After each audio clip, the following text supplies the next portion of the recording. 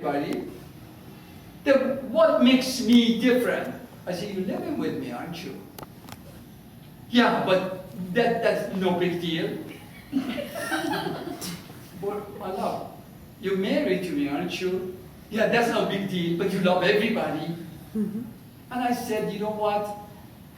You can sit with your ego and fight with your ego, do whatever you want there, but I just love everybody. I love you too. And if you don't like it, good night. You know, as simple as that. And it took her a few months to get a, hang of it. And she come and said, I understand now what you mean, that you love me and you love everybody same. However, you just choose to be with me. I said, yeah.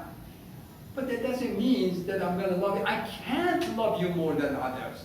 She goes, why? I said, because I love everybody fully, completely. There's nobody in there that I love a little less and a little more. I love everybody completely. You see, it's kind of like your kids. Let's say you have 10 kids.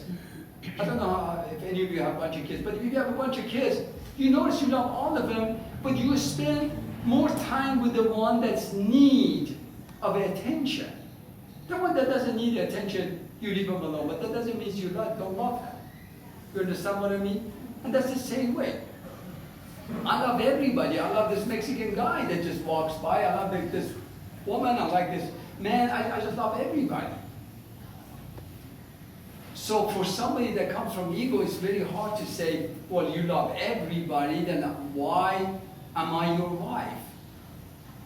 You're supposed to love me especially, more than others. But I can't love you more than others. Because there is no dimension to love. Or you love or you don't. Love is like being pregnant. Or you're pregnant or you're not.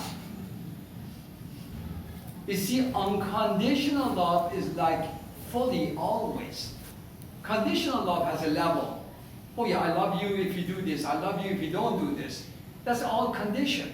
But if you unconditional love people, or yourself or anyone, then there is no level to it. It's extreme, it's all of it. Like I'm giving you all of myself. And doesn't mean that I be a mat and let you walk over me. And doesn't mean that, I love you more than somebody else or less than somebody else. I just love you as everybody else. It's kind of like get you totally out of the ego. Because ego is about separation. This is about oneness. Ego is about separation, fragmented. Ego have taken the whole and made it fragmented. Pieces, yes? Okay. So if you love everybody the same, but then doesn't that negate what love is? Because then it just is. Because then there's no scale. Because, well, I don't, love this and that. Then love then doesn't exist. It just is. I mean, if there's... You see, no, Eric, in the bottom line, you cannot not love everybody. Right. Because you are part of everybody, and everybody's part of you. But so then what is love? Because it just exists as it is. There's nothing different between whether I love this person that way, that person that way. That's right. But bottom line, love is who you are. And see yourself one with others. That's all it is. When you see yourself one with everybody, then you realize you love. You love everybody as you love yourself. So, but the thing is, love and ego cannot come same time. Ego's love is a conditional love. Unconditional love is oneness with everything. Unconditional love, love everything. Love everything. There is no judgment in unconditional love. There's just everything is. There's a discernment. I know she's a woman, I'm a man. That doesn't mean she's better or I'm better. But there is no judgment in the unconditional love part. That's what when I unconditional love everybody, it doesn't matter what gender, what sex, whatever they are, what religion or color they are. Just love them all.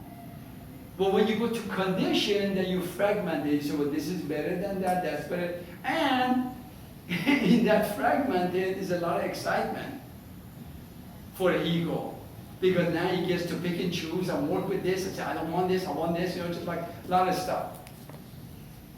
But in oneness, ego cannot work. Ego cannot operate in oneness, in unconditional. So yes, you love everybody. You cannot help but loving everybody down deep inside. If you come from who you are. But if you come from ego, then yes. It's all fragmented. It's all up and down. Yes? There is a difference between loving everyone unconditionally and wanting to be with them. Because if their ego is really big and there's like stress or tension, you can still love the oneness, but not want to be with that person's ego, right? Absolutely.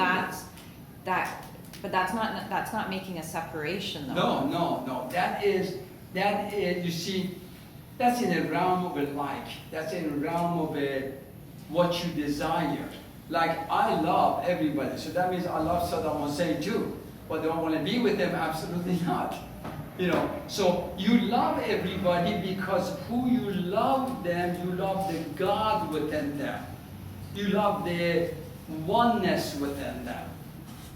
And you understand from where they come from, they're trying to play this mask, they're trying to play this game. And you don't want to play this game. It's kind of like you go to it's just like you go somewhere and everybody playing game. You can't play with everybody, you just play with whoever you feel good about. But that doesn't mean somebody playing a wrong game, they're all playing good. You go to the casino, you know, I live in Las Vegas, you go to the casino, and you want to play a game, you just go play the game that you want. You know, you don't say, well, that game is bad. You say, all the games are perfect, but I just choose to play this one. So yeah, that doesn't stop you loving everyone. See, the good thing about loving everyone unconditionally, throw away the judgment. You don't judge anything. You just realize everything just is perfect. They're playing the game. You see, unless these two don't go together, it goes like this. When the victim shows up, victimizer shows up, and they play together. And the ego says, yeah, but I'm a victim. I shouldn't be doing. Yeah, but if you call yourself victim, you play the game of victim, the victimizer shows up to play with you. And without a victimizer, you're not a victim. You get it? You're only victim if the victimizer is willing to play with you. So instead of making it wrong, you got to thank the victimizer that played with you so you can play the game of victim. And the next time maybe you want to come as a victimizer and help out your victim. But you playing the game, you don't want to play the game of victim, just don't be victim. Then you play something else. I just wanted to be sure that when I came up to, like a lot of my old friends that I love dearly, they still get really into a lot of ego stuff, and I'm just not there. And I didn't want to have my ego say, well, you're just putting a wall up, you're just not liking them anymore. Like, that's not it. I still see their beauty, but I don't want to play that game. But I didn't want my ego to be telling me, well, you're putting a wall up and blah, blah, blah, blah, right? You don't want to go, I mean, you play, you've done that, you've been there, you've done that, it's all